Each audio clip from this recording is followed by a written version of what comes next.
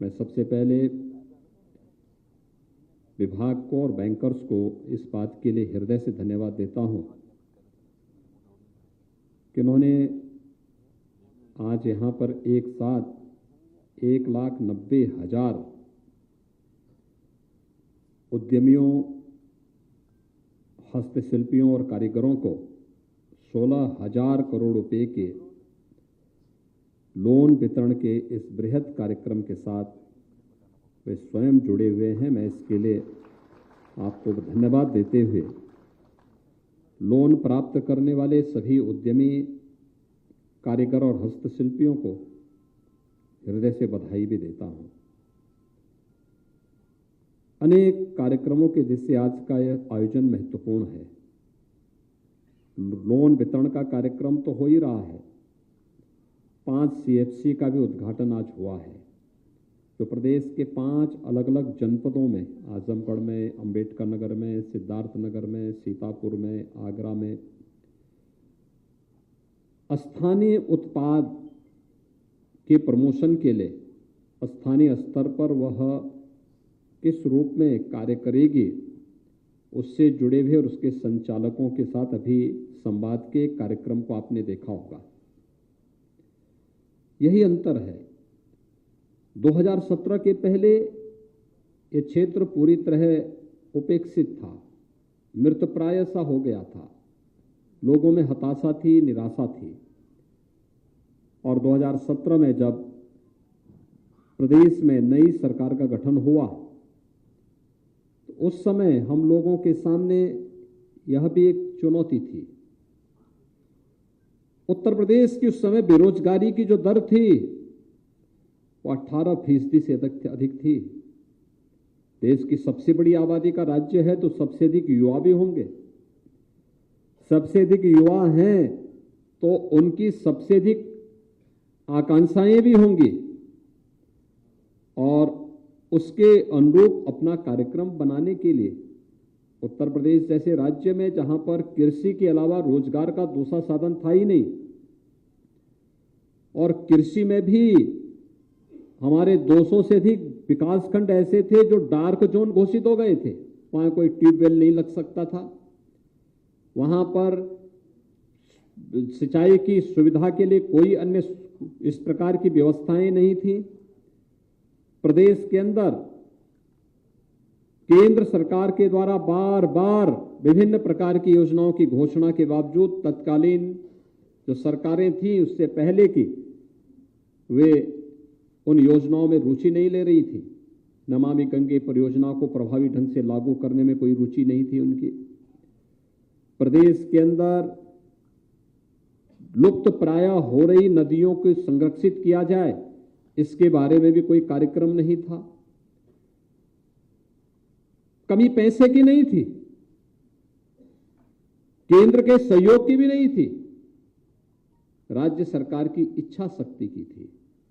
और 2017 में आने के बाद जब इच्छा शक्ति बलवती हुई और राज्य सरकार ने इस पर कार्य प्रारंभ किया तो न केवल एग्रीकल्चर के क्षेत्र में हम लोगों ने उन अनंत संभावनाओं को आगे बढ़ाया, बल्कि परंपरागत उद्यम को प्रोत्साहित करने के लिए 2018 में, जब 24 जनवरी 2018 को हम लोगों ने प्रदेश की राजधानी लखनऊ में एक जनपद एक उत्पाद की योजना प्रारंभ की, तो बहुत सारे लोगों को लगता था ये सब क्या कर रहे हैं। अचानक नहीं किया था, इस पे हमने शोध किया था, इस पे व्यापक कार्य योजना बनाई थी। और मैं तब भी इस बात को मानता था कि एक जनपद एक उत्पाद की योजना हमारे परंपरागत उद्यमियों के साथ साथ उत्तर प्रदेश को एक्सपोर्ट का एक हब बना देगा। और आज मुझे बताते हुए प्रसन्नता है कि उत्तर प्रदेश में, जिस उत्तर प्रदेश की 2016 तक एक्सपोर्ट कुल 80,000 करोड़ के आसपास थी, आज वो बढ़ करके 1,56,000 करोड़ रुपए तक वार्षिक पहुंच चुकी है। उत्तर प्रदेश के अंदर एग्रीकल्चर के बाद सूक्ष्म लघु उद्यम, मध्यम जो उद्यमियों ने, हस्तशिल्पी और कारीगरों ने अपने कौशल का जो परिचय दिया, आज हम सबके सामने है। बहुत बड़े पैमाने पर रोजगार का सृजन हुआ। सरकार ने प्रोत्साहन देना प्रारंभ किया, बैंकर्स का सकारात्मक सहयोग प्राप्त हुआ। आज परिणाम है कि उत्तर प्रदेश बेरोजगारी की दर को कम करने में, जो देश का सबसे बड़ा राज्य है, सबसे अधिक युवा हमारे पास हैं, उन युवाओं की आकांक्षाओं के अनुरूप रोजगार देने में भी हम लोगों ने सफलता प्राप्त की। 18% से इस दर को कम करते हुए 2.9% तक, हम 3% से नीचे तक लाने में हमें सफलता प्राप्त हुई है।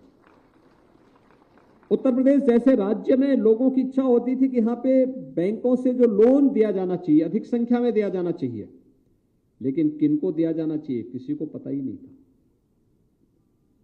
क्या होना चाहिए, इसका रेशियो क्या होना चाहिए, ये भी नहीं मालूम था। इस सीडी रेशियो को भी राज्य सरकार ने जब अभियान चलाया, बैंकर्स के साथ मिलकर के इस कार्यक्रम को आगे बढ़ाया। कोरोना कालखंड में भी उत्तर प्रदेश पहला राज्य था जिसने लोन मेला आयोजित किया था। पहला लोन मेला उत्तर प्रदेश से प्रारंभ हुआ था। पूरे देश के लिए वो एक मिसाल बनी थी कि कोरोना में तकनीक का बेहतर उपयोग करते हुए आदरणीय प्रधानमंत्री जी की प्रेरणा से लोन मेला हम लोगों ने तब भी आयोजित किया था। और आज हमारा सीडी रेशियो 46% से बढ़ करके लगभग 53% प्राप्त कर रहा है। यानी एक सकारात्मक पहल किस रूप में आगे बढ़ती हुई दिखाई दी, आज उसके परिणाम भी हम सबके सामने हैं। आपने देखा होगा, जिन उद्यमियों से मैं बात कर रहा था, जिन कारीगरों से मैं भी बात कर रहा था, ये कोई बहुत बड़े स्तर पर ऐसा नहीं कि इनके पास खानदानी पूंजी रही हो।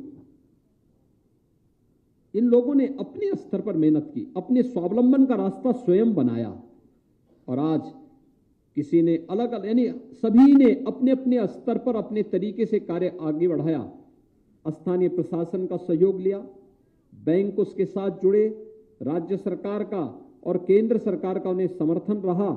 प्रधानमंत्री मुद्रा योजना, मुख्यमंत्री युवा स्वरोजगार योजना, एक जनपद एक उत्पाद की वित्त पोषण की योजना, और भी अनेक ऐसे जो कार्यक्रम प्रारंभ हुए, उन योजनाओं को आगे बढ़ाने के कार्यक्रम जब सरकार के स्तर पर प्रारंभ हुए, तो आज आप देख रहे होंगे उनके चेहरे पर एक चमक है, एक नई चमक, कि वे भी अपने पैरों पर न केवल खड़े हो सकते हैं बल्कि अन्य लोगों को भी खड़ा होने के लिए प्रेरित कर सकते हैं। और प्रेरित करने की ये परंपरा जो प्रधानमंत्री जी ने कहा था कि हमारा नौजवान आखिर कैसा नौजवान होना चाहिए, ये नौकरी के लिए भटकता हुआ नौजवान होना चाहिए या नौकरी देने वाला होना चाहिए। और मुझे लगता है इन योजनाओं ने नौकरी देने वाला नौजवान उत्तर प्रदेश के अंदर दे दिया है। ये ओडीओपी की योजना अपने आप में एक मिसाल है। 75 जनपदों की 75 उत्पाद, अब तो अलग अलग जनपदों में और भी नए उत्पाद हमारे सामने आए हैं। लोग उसके बारे में कहते हैं साहब हम इसको भी आगे बढ़ाना चाहते हैं, और हर एक ने कुछ ना कुछ नए मील के पत्थर गढ़े हैं, आगे बढ़ने के लिए एक नया माहौल दिया है। और इसीलिए यहां पर जितने भी हमारे बैंकर्स बैठे हुए हैं, मुख्य महाप्रबंधक बैंक के या महाप्रबंधक गण, अन्य वरिष्ठ अधिकारीगण बैंकों के बैठे हुए हैं, वित्तीय संस्थाओं के बैठे हैं, मेरा उन सबसे आग्रह होगा कि अभी हमारा जो सीडी रेशियो है इसे हम लगभग 53% तक पहुंचाने में तो सफल हुए हैं। अगले हमारा प्रयास होना चाहिए कि इसे हम अगले एक वर्ष के अंदर, आज आपने जो एक लक्ष्य रखा है कि 2022-23 के लिए यानी 2.35 लाख करोड़ रुपए के वार्षिक ऋण योजना का शुभारंभ भी आज आपने यहां पर किया है, और 2.35 लाख करोड़ रुपया उत्तर प्रदेश में ऋण वितरण की जिस बड़ी कार्य योजना को आप आगे बढ़ा रहे हैं, मेरा आप सबसे आग्रह होगा कि उत्तर प्रदेश का जो हमारा हस्तशिल्पी है, जो कारीगर है, जो उद्यमी है, आपकी पूंजी की गारंटी भी वो देगा। और हम राज्य स्तर पर भी इस प्रकार की योजना तैयार करने जा रहे हैं कि अगर किन्हीं कारणों से कोई ऐसी स्थिति आती है तो उसके लिए राज्य सरकार एक संबल बनकर के उसके साथ खड़ी होगी और उसे हर प्रकार से उसे मजबूती प्रदान करेगी। लेकिन इसके लिए हम नई योजना लेके आ रहे हैं। बहुत सारी योजनाओं को लेकर आ रहे हैं। एक परिवार कार्ड हम जारी करने जा रहे हैं। जिन परिवारों ने अब तक कोई सरकारी नौकरी नहीं प्राप्त की, जिन लोगों ने कहीं भी कोई नौकरी और रोजगार जिन परिवारों ने नहीं प्राप्त किया, बहुत शीघ्र उसकी मैपिंग की कार्रवाई राज्य सरकार के स्तर पर प्रारंभ होने जा रही है। और हमारा प्रयास होगा कि कम से कम हर परिवार के एक सदस्य को नौकरी, रोजगार या स्वतः रोजगार के साथ जोड़ने के एक बड़े कार्यक्रम के साथ सरकार आगे बढ़ने जा रही है। और उसमें बैंकर्स की भी एक बड़ी भूमिका होने जा रही है। हमारे उद्यमियों का, कारीगरों का, हस्तशिल्पियों का, परंपरागत जो उत्पाद हैं, इन सभी की एक बड़ी भूमिका होगी। और इस दिशा में आप सबका आह्वान करूंगा कि हम अगले एक वर्ष के दौरान प्रयास करें कि यूपी के सीडी रेशो को हम लोग 53 से बढ़ा करके 55 तक पहुंचाने में योगदान दे सकें। और अगले 5 साल का एक लक्ष्य तय हो कि हम इसको 60% तक पहुंचाने में भी हम इसको आगे बढ़ा सकें। यानी यह कर्म दर कर्म आगे बढ़ता हुआ दिखाई देगा तो लोगों के मन में एक विश्वास बैंकों और वित्तीय संस्थाओं के प्रति भी बढ़ेगा। आज अक्सर मेरे पास नौजवान आता है, कहता था हम 2 कमियां मैं देखता हूं और मैं बार बार अपनी संस्थाओं से इस बारे में कहता हूं कि शासन की योजना जिनके लिए बनाई जाती है उनको योजनाओं की जानकारी नहीं हो पाती। कारण है हमारी शिक्षण संस्थाएं, प्रशिक्षण संस्थाएं एक प्रकार का तटस्थ भाव रखती हैं शासन की योजनाओं से। उनके लिए अनिवार्य होना चाहिए कि वे केंद्र और राज्य सरकार की हर एक उन योजनाओं के साथ जुड़े जो लोक कल्याण के लिए हैं, जो रोजगार के लिए हैं, जो स्वावलंबन के लिए बनी हुई है। उन योजनाओं की जानकारी उन्हें होनी चाहिए, पॉलिसीज की जानकारी उन्हें होनी चाहिए। और दूसरा, बैंकों के पास भी उस प्रकार की वो होनी चाहिए कि शासन की कौन सी योजना किस युवा के लिए, किस उद्यमी के लिए कहां पर उपयोगी हो सकती है। और बैंक भी अगर अपने नोडल अधिकारी के माध्यम से उस प्रकार के कार्यक्रमों को आगे बढ़ा देगी तो जो हमारे पास अक्सर नौजवान आते हैं कि हमें बैंक से लोन नहीं मिल पा रहा है, हमें इस क्षेत्र में कहां जाना है, अगर ये 2 संस्थान मिलकर के इस कार्यक्रम को आगे बढ़ा दे तो जनपद का हमारा जिला उद्योग केंद्र और जिला प्रशासन बैंकर्स के साथ मिलकर के न केवल बैंकों के व्यवसाय को आगे बढ़ाने में बहुत बड़ी मदद कर सकता है, बल्कि पैसे का तो यही एक पुरातन व्यवस्था भी है कि अगर आप पैसा एक जगह जमा कर देंगे तो डंप हो जाएगा तो उसकी वैल्यू वहीं पे स्थिर हो जाएगी। अगर हम उसको सर्कुलेशन में लेके आ जाएंगे तो उसकी वैल्यू भी बढ़ेगी। और मुझे लगता है पैसा जितना मार्केट में जितना घूमेगा, जितने उसकी रफ्तार बढ़ेगी, उतनी ही तेजी के साथ वह अर्थव्यवस्था को भी मजबूती प्रदान करते हुए आपके व्यवसाय को भी बढ़ाने में मदद करेगा। और बैंकों को इस दिशा में आगे बढ़ने की इस कार्य योजना के साथ आगे कार्य करना होगा। मैं धन्यवाद दूंगा कि आज ओडीओपी योजना को अमेजिन के साथ, उनके ई-कॉमर्स योजना के साथ जोड़ने में भी आज एक एमओयू के साथ आगे बढ़ाने की कार्रवाई बढ़ी है। अमेजिन जैसी अन्य संस्थाओं के साथ ओडीओपी की हम लोगों की पहले से एमओयू है। ई-कॉमर्स जैसी संस्थाओं के साथ अब जुड़ करके कानपुर के माध्यम से अन्य स्थानों में भी हम इन कार्यक्रमों को आगे बढ़ाने में हमें मदद मिलेगी। और मुझे विश्वास है कि आज का एक कार्यक्रम प्रदेश के अंदर अभी हम लोग आज 16,000 करोड़ रुपए के ऋण वितरण के कार्यक्रम को पूरे प्रदेश के अंदर अलग अलग स्थानों पर इस कार्यक्रम के साथ जुड़े हुए हैं। मेरे साथी वहां पर अलग अलग जनपदों में एक कार्यक्रम प्रारंभ होंगे, सभी जनपदों में कार्यक्रम चलेंगे। हमारा प्रयास हो कि ये सरकार की 100 दिन की कार्य योजना का हिस्सा था।